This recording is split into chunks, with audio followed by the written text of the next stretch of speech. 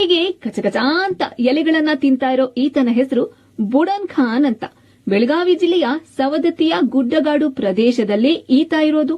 ಮೊದಲು ಸಾಮಾನ್ಯ ಜನರಂತೆ ಇದ್ದ ಈತ 10 ವರ್ಷದ ಹಿಂದೆ ತನ್ನ ಊರುಗೋಳ ಗ್ರಾಮ ಬಿಟ್ಟು ಅರಣ್ಯ ಸೇರಿದ್ದಾನೆ. 34 ವರ್ಷದ ಈ ಬುಡನ್ ಖಾನ್ಗೆ ನೀವು ಆಧುನಿಕ ಯುಗದ ಟಾರ್ಜನ್ ಅಂತಾನೂ ಕರೀಬಹುದು. ಯಾಕಂದ್ರೆ ಈತ ಊಟ ಮಾಡೋದನ್ನ ಬಿಟ್ಟು 10 ವರ್ಷ ಆಯ್ತು. ಮಂಗನಿಂದ ಮಾನವ ಅಂತಾರಲ್ಲ, ಸದ್ಯ ಹಾಗೆ ಆಗಿದ್ದಾನೀತ.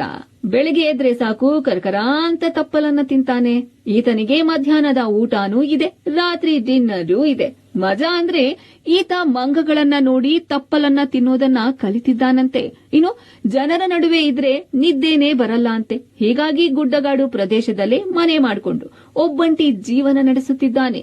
ಊರಾಗ್ಲಿದ್ದಲ್ರಿ ಜಂಗಲ್ದಾಗ ಇರೋ ಆಸೆ ಆಕೈತ್ರಿ.